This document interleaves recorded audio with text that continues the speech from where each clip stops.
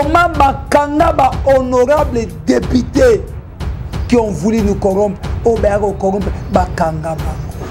Ils sont là aujourd'hui, dans l'hémicycle. Et Radio Vatican publié sous Félix Aga et Papa Étienne Tshisekedi a gagné. Et cette fois-là, je pense que c'était Moïse Mulunda qui a dit encore Kabila a gagné. On a crié encore. Israël criait encore. Tolingi na biso bopesa biso kaka roi Samuel. Nzamba bi bazo rejeter te ba rejeter. Après si dit quitte l'église. Parce que moi pas ko la mina poche ka biso atanza nzala. Allez bande robo voter moto. Non. C'est pas la maturité. Non. Non.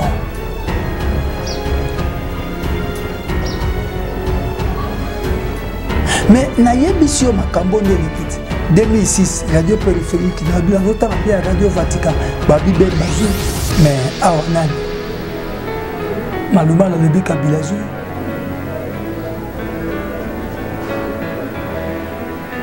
En 2011, Babi Tshisekedi Azou, mais Awanan Kabila Bimi. Moi, t'as l'équipe 2018, Balobi Fayoul Azou, mais Balobi. Tshisekedi Mutazu. Nous sommes pour la royauté, que le peuple n'a comme la maturité électorale.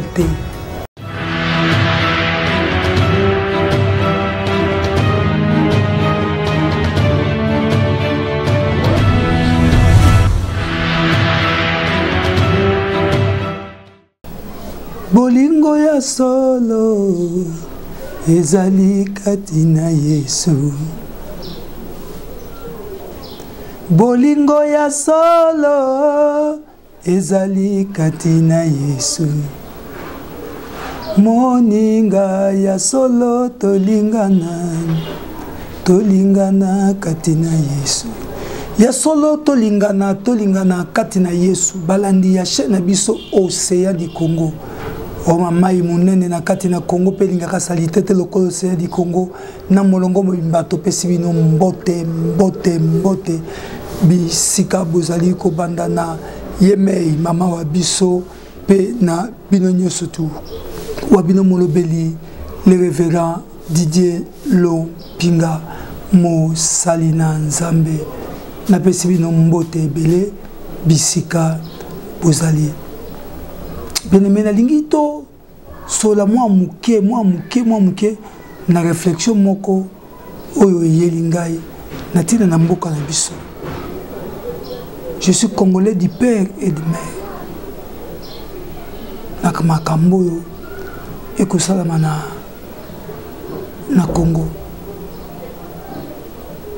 Lelo, tout comme la 3e année,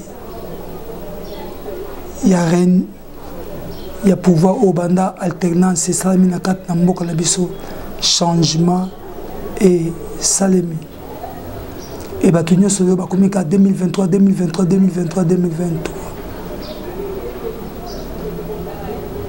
Na lingi MP, toi analyser les lots ensemble na biso. Bon na zo moi temps muke ya moi mituna muke na kozwa. Bon na sa moi le sambo muke pour na éveil patriotique na katna biso banana nzaba. Nangi tous na mukana Samuel. Tous na mukana 1 Samuel. Chapitre 8e.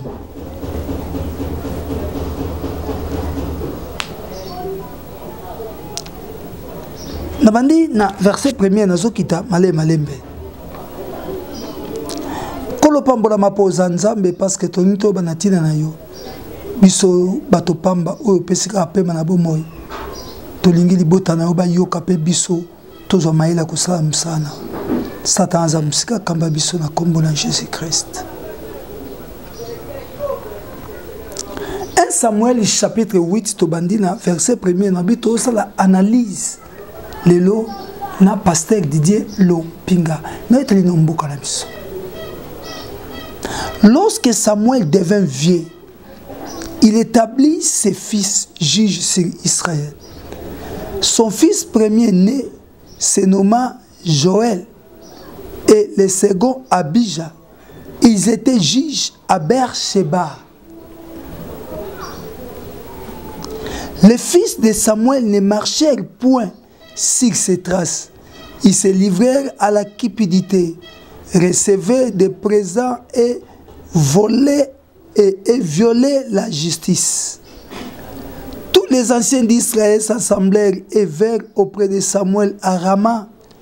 Il lui dit, voici tu es vieux et tes fils ne marchent point sur tes traces. Maintenant établis sur nous un roi pour notre juge. Pour nous juger, pardon. Comme il y a chez toutes les nations. Samuel vit avec déplaisir qu'il disait, donnez-nous un roi pour nous juger. Et Samuel pria l'Éternel. L'Éternel dit à Samuel, verset 7, écoutez la voix du peuple dans tout ce qu'il dira, car ce n'est pas toi qui les rejette, c'est moi qui les rejette, afin que je ne règne plus sur eux. Ils agissent à ton égard comme ils ont toujours agi depuis que je les ai fait monter d'Égypte jusqu'à ce jour. Ils m'ont abandonné pour servir d'autres dieux. Écoutez donc leur voix, mais donnez-leur les avertissements et faites-leur connaître les droits du roi qui régnera sur eux. Samuel Tosukawa apporta toutes les paroles de l'Éternel au peuple qui lui demanda un roi. Balandi ya Océan du Congo, Bible eza tout eloba nyonso ebomba eloko te o lelo toko komona yango keza eloko ya sika. Israël bazalaki na mokonzi lokola Nzambe. Il marchait avec les prophètes. Oba komona loboko la Nzambe mboka ezotambla ndenge lingi. L'un des grands prophètes de la Bible, Samuel, a comme un mukolo, a kamati bana emibale, a tchebango Joël na Abijah, pour bayeba ko succéder pour la Moussa na Nzambe. Israël, ba monique non, ba no bazoko kama kambutata bango azo salate, ou la bande ko sala, ba yepa ina Samuel. Samuel pesa biso mokote.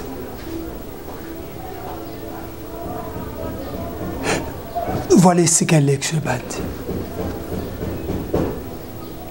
Bazalaki na bango malamu na Samuel na banganga nzambo bakoko tambwisa bango.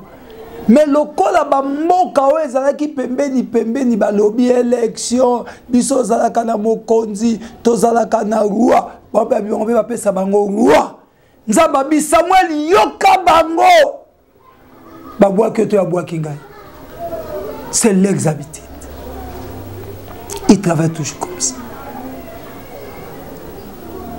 Mukolo makambo ya prerostika ebandaki na Risi e Kabwani Bokei Boye Congo Zaïre à l'époque. Ils avaient makambo élection. Ils avaient qu'à voter vers Tozo Kendaka. Mobutu ayo kenda. Mouza yo kota. Mouza yo kotikela mwana e. Biso bato toza ba voix sa voix tant lobaka mutu moko andimaka makambo te. Congo ekomaki na système ya Salomon na bana Salomon. Nous déclarions les élections na Congo lokola mai. Tout Congolais est opposant de. Oh, que Dieu soit loué. Bana Israël ba pas savoir non, nous voulons un roi. Bien-aimé. Israël le roi Zarata nous voulons un roi. Roi azana mibeko na ye. Roi soka ye il faut bo futa il faut bo sa makamnyosto. Je m'excuse. ngande ko na zolo banabino la première élection na travailla lokola formateur et éducation civique na kenda tina ikela pour on paie sa formation qui voter pour comment voter pourquoi voter na katisa ba lac lo melawana na zana kisangani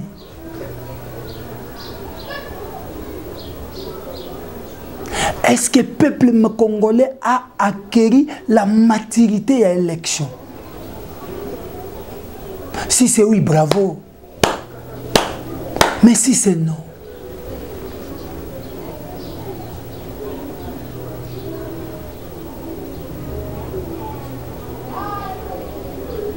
Toqué na élection, première élection.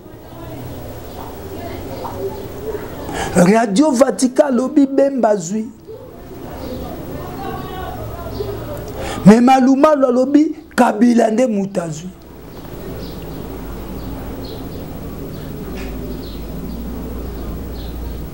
Tokei 2006. Qu'est-ce que ça produit? Qu'est-ce que ça produit?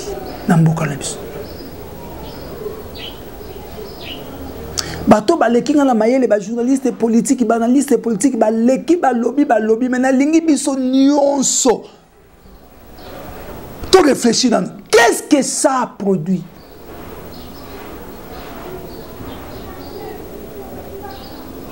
On a formaté parmi les 50 formateurs nationaux. Na rock réseau, il y a organisation, il y a pas confession religieuse. Un voisin qui s'engage na kenda tina ikela et si comme mbuto slaka guerre. Nzanga. Na koma tina ikela na mabanga na rouge na nyata yango na pesa formation. Otoko kabo kungu ikela. Na vana exanga na kuta na gardien à parc Garamba. Un major, non un capitaine de l'armée. Aloba kuka koloba nangai. Na ya na yebisa autonomi, les élections ne vont rien produire dans ces pays. Parce que nous n'étions pas encore prêts. On n'était pas encore préparés.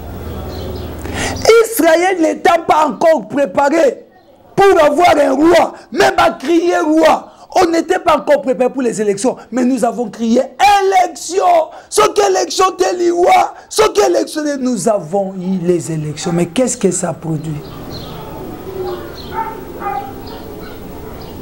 Nous étions dans le centre interdiocésain, na Gombe. On était là. C'est nous les premiers formateurs, éducation civique et élection.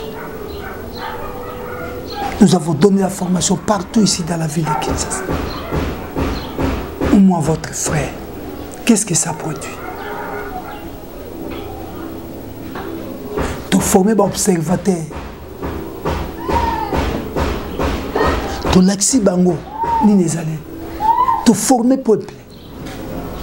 Qu'est-ce que les premières élections ça a donné dans ce pays? Ça c'est de 1. Tu commis là. Tokomi mukolo wana ya élection tozo utaki sangani tozo ya et mbula enokaka. Nangi to réfléchir. Toute la République démocratique du Congo, les jours ya élection mbula enokaka.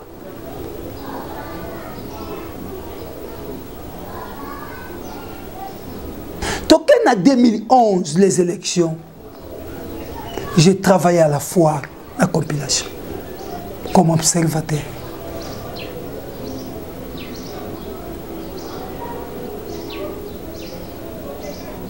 Qu'est-ce que ça donnait?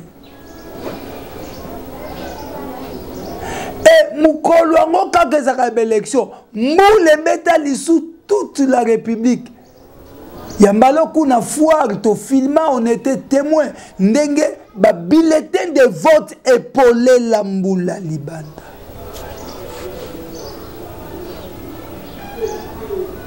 Comment bakanga ba honorables députés qui ont voulu nous corrompre, corrompre bakanga bango. Ils sont là aujourd'hui, dans l'hémicycle.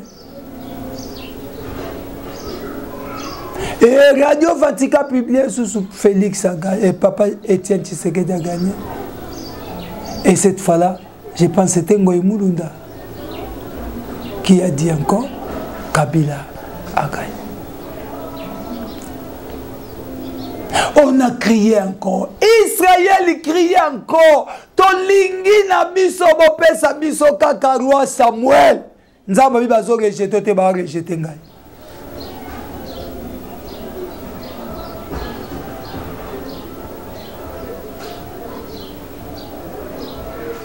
Et tout est une élection avant. L'alternance. Nous voulons un changement. L'alternance. Nous voulons un changement. L'alternance. Nous voulons un changement. Il y a un nouveau président. Tous nous avons dit, ah bravo, cette fois-ci. Mais Radio Vatican a publié l'issue sur Fayulu Moutazui, 4. Et cette fois-ci, c'était comment on appelle encore. J'oublie le nom de mon frère.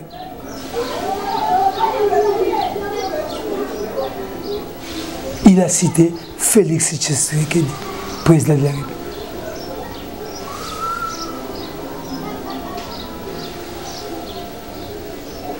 Félix, ça y est, Tobeti Maboko. Maintenant, tu es sous Félix T. Est-ce que le peuple congolais est déjà mature? Nga la voix de sa voix. Mais bien à tout bolanda ngai. Bo panza ngai. Bo panza émission. Et sa réflexion. Est-ce que le peuple congolais a comme déjà mature pour diriger Mboka? Le président Félix Aya Sangisi ba pasteur Nyon son stade.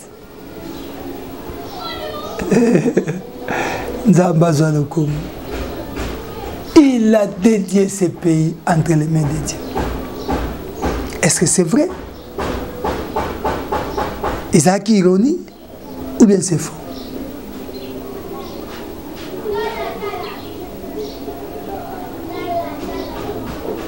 Nazongi Mouké Sima. Jean-Pierre Gombo. Tant à challenger, il y a Kabila Joseph. Azaki na groupe à pasteur na Simanae. Babanda Sambelani. Jean-Pierre Gombo a gagné. Joseph Kabila de son côté. Azaki na groupe à pasteur. Basambelani. Kabila a gagné. Dans la bataille. L'église divisée pendant les élections. La période de Félix Tshisekedi, Antoine, l'église divisée, qui sont pour, qui sont contre. Bien, mais pensez-vous, je m'excuse, quand il y a la division de l'église, que la main de Dieu est là? Non. Je défie. Moutou nyonso, pasteur nyonso. À l'école, non, quand il y a division, Dieu règne. Non. Dieu n'a jamais régné dans la division. Or, Dieu n'est pas un diviseur commun. Mais le diviseur commun, c'est le diable. Mais est-ce que le peuple congolais a comprendre? Maintenant, 2023, Yangoyo, biso tout aux gang élection. Est-ce que vous en êtes sûr qu'il y aura des élections? Amen. Est-ce qu'il n'y aura pas des élections? Amen. S'il y aura des élections, qui va passer? Parce que déjà les bruits courent dans toutes les rues de Kinshasa ou de la République que Félix a des mandats. Mais s'il a des mandats, tant qu'élection au Sani. Parce que déjà lui, il a des mandats. Ce qu'on a une élection au Salani.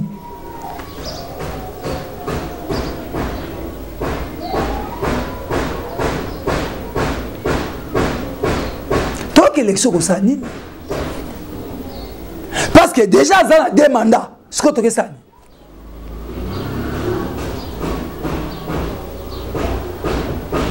Mais qu'est-ce que tu as compris?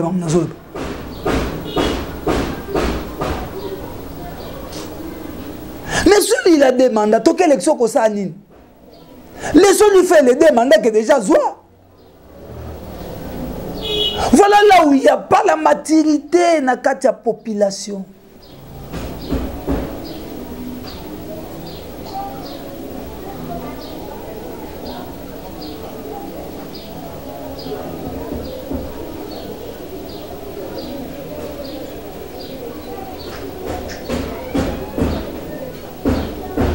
Est-ce que moi je suis congolais du père et de la mère?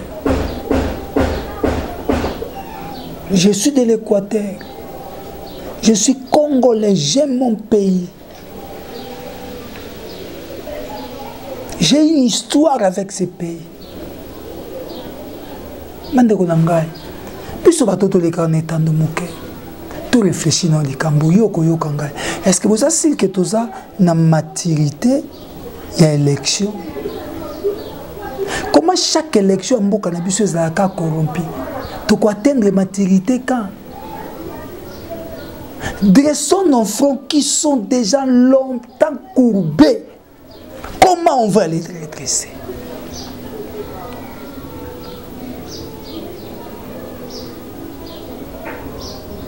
N'angito réfléchir. Océan du Congo a bimis les bino réflexion.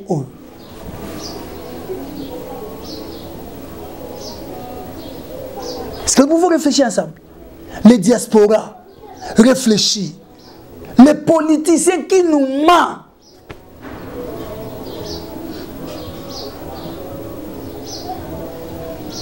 Les politiciens qui makaka en 2022, Babandio ya luka l'église et les passer derrière ces politiciens. Est-ce que sommes-nous déjà des gens qui ont atteint la maturité? Sommes-nous des gens qui ont la maturité? Après, si dit quitte l'église, passez moi pas que la mina poche au cabiso tanzala. Allez, bande robot voter mouto. Non, c'est pas la maturité. Non, non.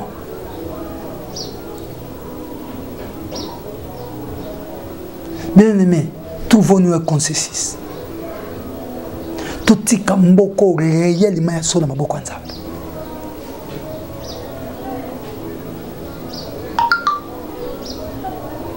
Tout ce qui est réellement dans maboko nzambe.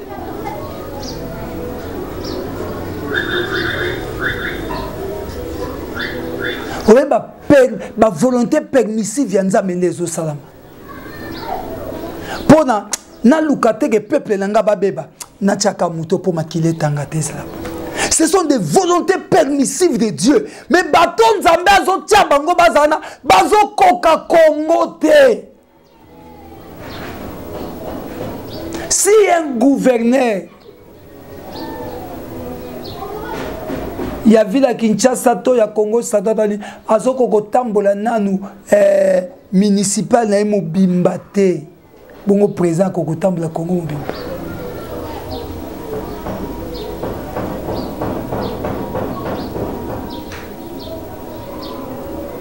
Les gens continuent à souffrir. Pour vous dire que nous n'avons pas encore atteint l'âge de la maturité. Chaque président Zoya ezali sous président congolais et comme président ethnie moko. Comment il y a des désordres dans ces pays? Na bande tata moko baki Mobutu zonga mboka na yo eza kolela yo.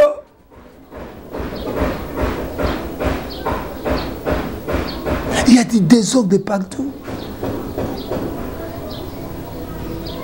Est-ce qu'on peut encore aller aux élections? Et si on peut encore aller aux élections, est-ce qu'avons-nous acquérir l'âge de la maturité pour l'élection? Merci, moi, je pasteur Didier Toyoki, qui a analyse de Makasi Kobanda 2021, qui nous le tout ce qu'on a président oyo pena peuple a voté été maintenant comment na makambo wana etaki bino basali ya nzambe nini pena oyo bokoki koloba na peuple na bino parce que tolobi tozwi nano na 2018 awa président Félix Antoine Tshisekedi abimaka te mais tomoni bongo na ndako ya nzambe oyo bino pasteur na bango place basambelaka ye na moninga na ye Martin Fayulu asili kobimisa liboso koloba ke président Félix mutu abimaki na élection oza komona te ke bino bapasteur mpe bato bozali koboma mboka mpe bino boza kotia biso na erreur nini okoki koloba mpona likambo wana mosali merci journaliste papa nzambe apambola mais soki otangi texte oyo ngai na lobeli awa okokomprendre makambo nyonso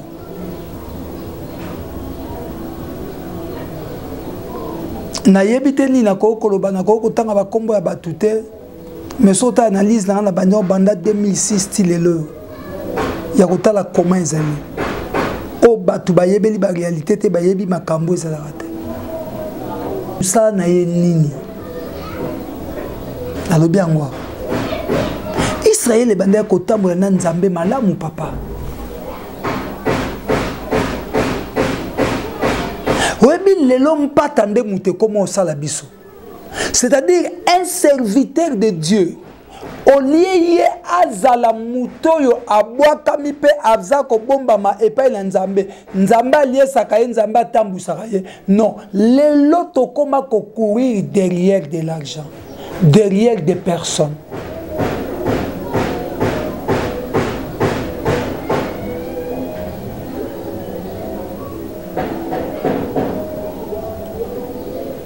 lelo bato leto zonga to salela nzambe ndenge nzambe alingi te biso lelo tolingi mwa lochocho ndenge révérend Claude Ngonza benga kango que je salue en passant mon frère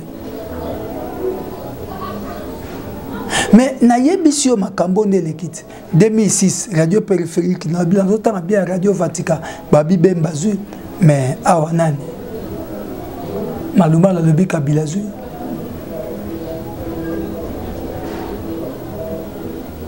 2011 babi Tshisekedi azui mais awa bikabila bimi mwata eleki 2018 balobi Fayulu azui mais balobi Tshisekedi mutazui nyonso apona koyebisa biso ke peuple na akomi na maturité électorale te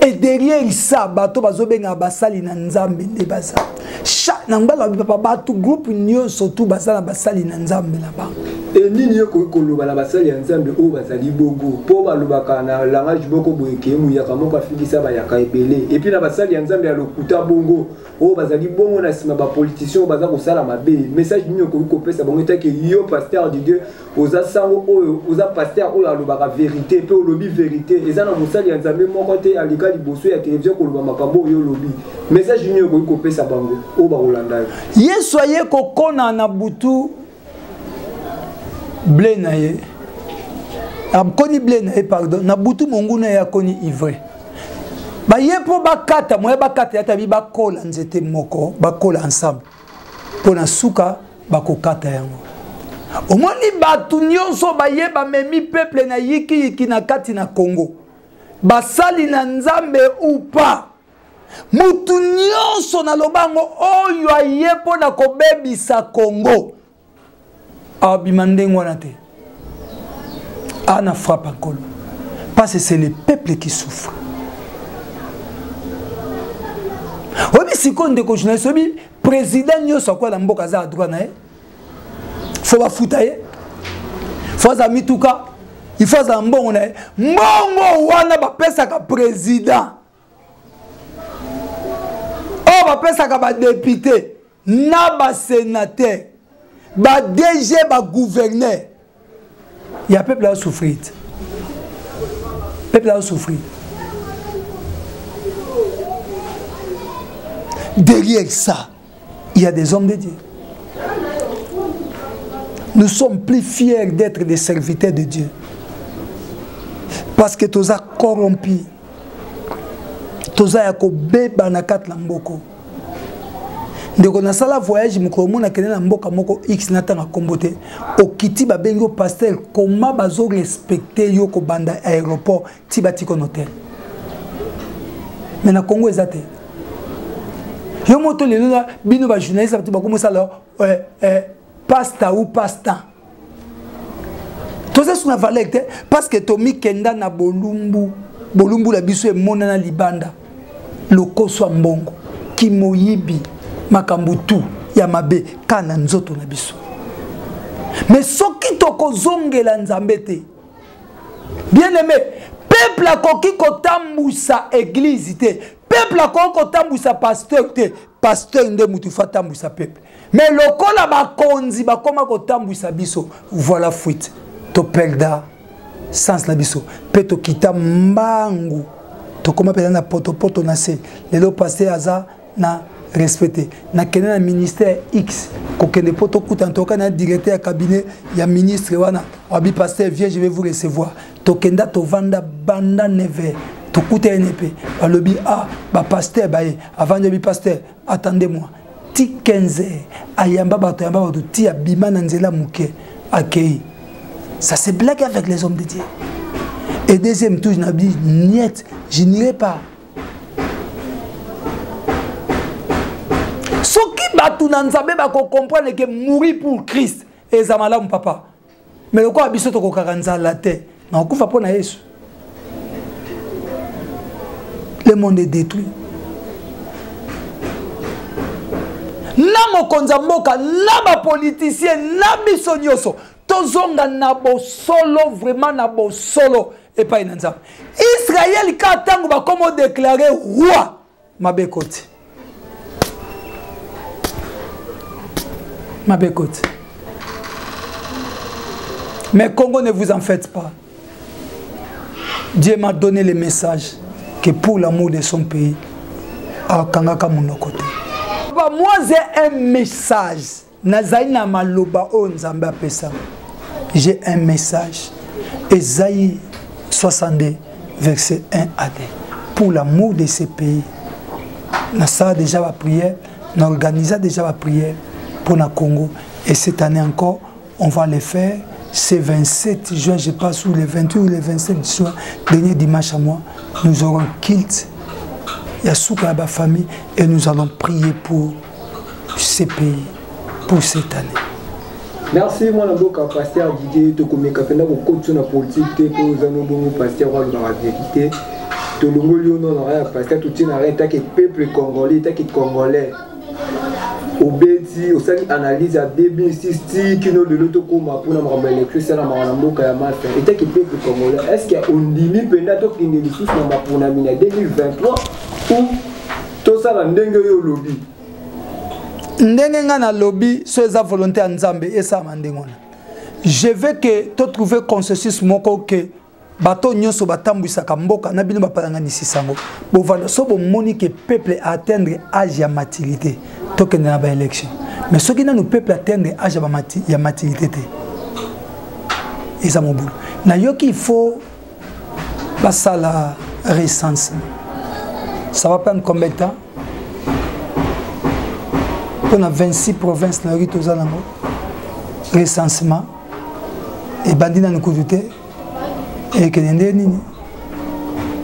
et d'abord notre pays tous dans identité tous dans identité ba tout bana mbonga osoma passeport te toi na identité te toi na ba carte électeur Congolais n'a pas l'identité je ne sais pas na yolo na créateur congolais pour ce monde non identité zate carte identité exacte. Tu as une carte électeur.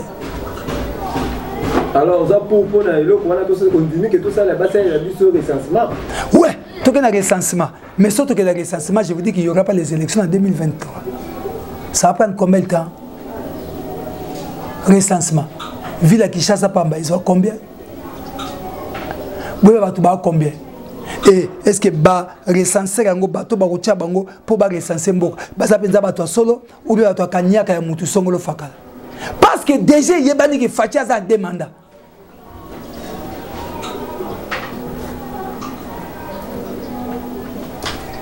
pambola biso. Toi na posa Congo ekenda liboso. Toi na posa Congo ebonga. Congo mboka na biso. Congo mboka na biso. Mboko Yesu apesa biso. Congo mboka ya Simo Kimbangu lokola prophète. Congo mboka na biso. Congo mboka na biso. Seigneur Dieu nzambe na bomoi. Mkomona lala nzambe. Yoko lakisa ngai makambo nzambe. Namona trouble na kati na mboka na Kinshasa nkolo. Na bonde lio yaya. Mawana yo eza partage mboko. Bilobi là où les péchés t'abondent, la grâce de Dieu sirabonde. Tika ngolu na yo esirabonde na mboka Congo. Kobana numéro 1 tina oya suka. Na ba diaspora. Bisika bazali. Ngolu na yo pe mawana yo umela na kati na mboka na biso. Bate la chaîne oyo endimiko ya barape ko makambo. Bato bako yo kango. Bandimene ko zanzambe. Pambolama na kombo na Yesu Christ. Tobonde liboye. Amen. Ndeko soza a besoin numéro na ngai benga ngai pasteur Didier Lompinga. Numéro na ngai 09 98 74 29 07 085 045 20 52. Nzamba lola apambola biso. Bayo.